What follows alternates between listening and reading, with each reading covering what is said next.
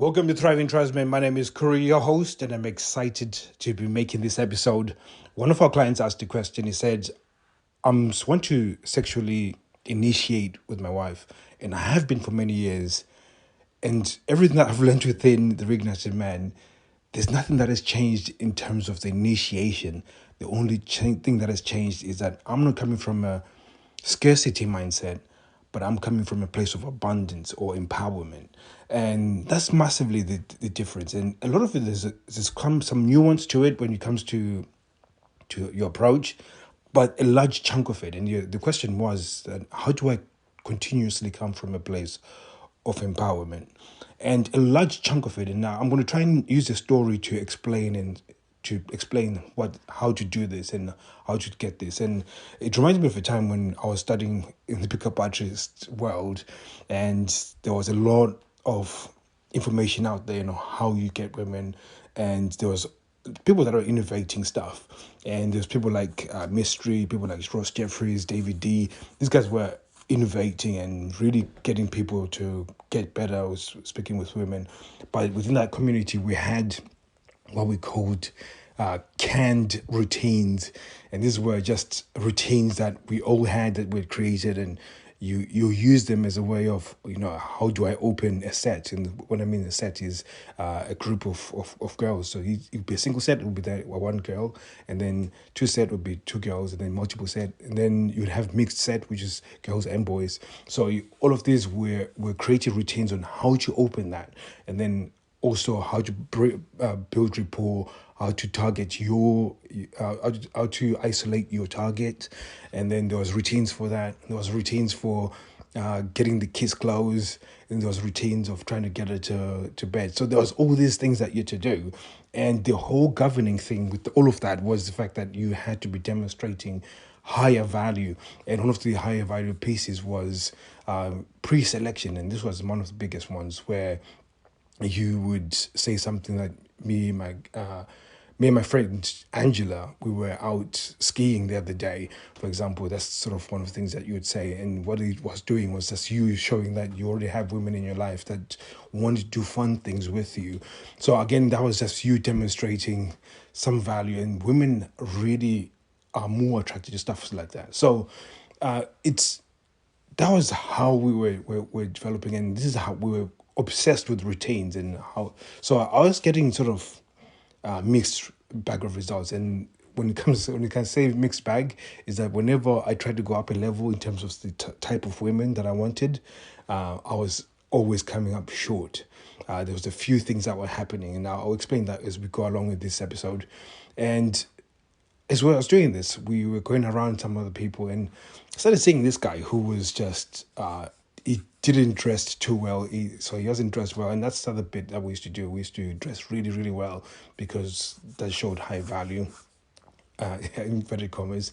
So he didn't dress really well, but he was solely targeting the girls that I liked, so the ones that were really high value, and he was consistently kissing them. He was consistently taking them home, and I thought, what is this guy doing? So I became friends with him, and I literally positioned myself so I can become friends with this guy, because I really wanted to learn what he was doing, because I thought there is something that I'm not doing right here. So I remember we started talking, and he was just such a good guy, such a cool dude. And I said, yeah, I would like to be a wing and just see how things are going, because I've always wanted to date some of these type of girls, and it's never worked out for me. Because and he was. What's the funny part about it is that he was not even a pickup artist. He's not from he's just a guy who was just natural with it. So I said to him, can I be a wingman and just see what you're doing? And by the way, he used to travel by himself. So he used to do stuff by himself. So he was just happy to have people around him, talking to him that were guys. So I'm winging for him. And then we're talking to these girls. I'm thinking, well, I'm going to get laid, because now he's speaking to this really high value. So my thing, what I'm doing, I'm trying to do these routines. I'm beginning to bomb in this interaction, but the friend is sort of bearing with me, or she's putting up with me because her friend is having fun. And while the friend is having fun, the guy is saying some crazy shit. Like literally, he said when he said, "Oh, what do you do for work?" He said, "No, I don't do it. I don't work. I don't like working. I live in my mom's basement, and all I do is play video games, and I love doing that." And she was laughing, and she was really interested. She was even more interested, and just kind of justifying him, like, "Oh no, that's okay. Maybe you're in a transition," and because no, I'm not transitioning. That's my life. That's what I want to do for the rest of my life. And she was laughing, and then all of a sudden he goes, "Yeah, it's because they're talking about relationship, past relationship. Because I've been stalking my ex, and I don't know if you know her. She looks like this." Starts describing it, and I really want her back. And I'm thinking to myself, this is shit. Now this set is going to go bomb. I've already bombed, and now it's nothing. No, none of us going to have fun with this. And she was still laughing, and she was still there. And to my surprise, something else happened. Then they started kissing, and I was like, what is going on here? This is the most weirdest interaction I've ever seen. And this guy had this real belief that if when you leave the club, the longer you have to travel, and this is the first time I learned this, because the further you have to travel, the less likely you are going to have sex, because she goes into this frame of mind where she's now feeling fear. So his idea was this massive transit van, like a really big van, and he had a mattress in there. And you would tell them that I got a van with a mattress. Let's go. I'm going to be, and you'd say stuff like, I'm a serial killer, so I'm just going to go and take you and put you in my van. And they'll still go with him. And this is why I thought, what the hell is going on? And one of the things that I then realized over a period of time watching what he was doing is that the whole initiation part was unimportant. And this is where you guys fail, because you put so much pressure on the initiation. And there's a part of you that, and again, I think it's important for me to address this bit, is that when it comes to the initiation, it isn't something that is collaborative. You're not doing it from a sense of, this is the thing that we're both discovering. It's you almost coming up as, oh, this is the sacrifice I have for you, my queen, type thing. And look, can you just judge my sacrifice? Type, or can you judge my seduction, for example? And she doesn't want to do that because it's not collaborative.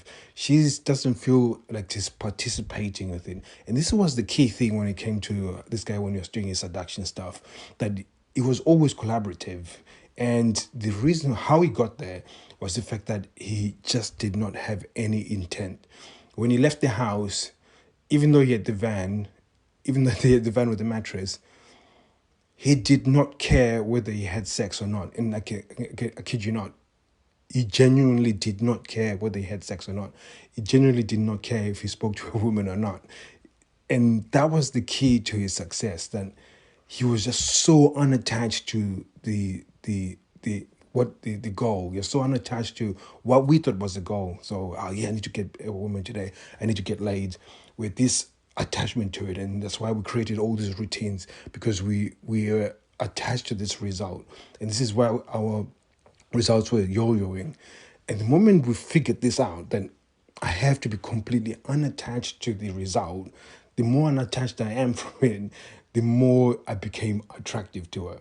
Because again, it changes your behavior and it changes what you're transferring to her. So while he was having those conversations and saying those crazy, creepy things, because he was unattached to the result, he came across more relaxed, and which made her feel relaxed. And when things were developing where they were becoming sexual, he was allowing that to happen in a place of comfort. So she felt comfortable because because he was unattached to it, she became comfortable to actually feel arousal. Whereas if he was pushing sex onto her, and again, because he's got this outcome dependency, it forced her then to now have to climb into this seduction. So you have to think of it as a mountain. So if the top of the mountain is seduction, you're now trying to force her up this mountain, which again is a lot of difficult. Whereas to him, seduction was below the mountain, where it was just so much easier to get to. You made it so easier by not having any outcome dependency. I'm so sorry for my cat. She's having a complaint, but so this is one of the things that made it different. And this was the difference that made him have, because he had this mindset of abundance. And the mindset of abundance is that you're not attached to any result. And a lot of you guys are attached to having sex. And again, I've spoke about this in a previous episode, that the fact that you've been rejected has created so much more significance to your initiation. So because I've been rejected before, this next initiation, I'm going to have to bring my baddest A game in order to get this result. And again, by doing so, you are increasing the pressure for her. So, and again, this becomes, because you're so connected to that outcome, it starts affecting exactly what you're doing at the time, and that's why you get rejected. So it's a very important piece to understand that, again, when it comes to you removing any outcome dependency in your life, it now happens to, you have to trick your brain to having abundance, and you have to do so by having even more interaction. So my favorite bit is, within the gym, it's the most hostile place to have conversations with women, because they are like, everybody's a predator. They're giving all this. But that's my favorite place to go and say hello. Or when I'm switching sets between a machine, hello, how are you doing? How's the workout? And then just sort of continue doing what I'm doing. And initially when I was getting rejected, and that was okay, because guys would look at me and then they'll laugh and like, oh, look at that guy, he's creepy, he's getting rejected. But I wasn't just doing that to women, I was doing that to guys. And the women started saying that I'm harmless. I'm not even trying to do anything with them. I'm just being good. And again, part of it is because I'm not attached to it. I could have fun with it. And there was a transference of good energy. And when I started doing that, now when I walk into the gym, I usually have interactions with so many people, so many women, beautiful ones, young ones as well. And there's this sort of sense of, I feel abundant. And not just in the gym, but anywhere where I go, and sometimes with my wife as well. So I'll have an interaction where I get interactions with women, and my wife hates it because she goes, I don't like that woman. And basically what she's saying is, but it's one of those things where I feel like, if anything ever happened, my wife said, I don't want to be with you. The transition for me to actually go out in the dating world is pretty easy for me. I could easily get a woman, and again, it's not that valuable to cheat. I'm not trying to cheat or anything. I'm just trying to build that momentum of where I feel the abundance. So I'm not so attached to the outcome when it comes to my own relationship. So, and I saw this the other day when my wife goes, do you want to kiss my boobies? She's showing me her boobies. And I said, sort of shrugged my shoulders and was like, yeah, okay. And that was my response. And it was no more of me saying, I've got abundance. That is, as a result, I'm not really attached to it. I didn't get too excited. My emotional state didn't change. I didn't fluctuate or anything. I just stayed solid and stayed consistent. And this is what's one of the powerful things when it comes to your initiation. If you can bring unattached sexual intent, unattached outcome to the outcome within your sexual intent, that will help you to be more powerful, in fact, to come across very powerful. So thank you very much for listening, guys. I'll be seeing you soon. Take care.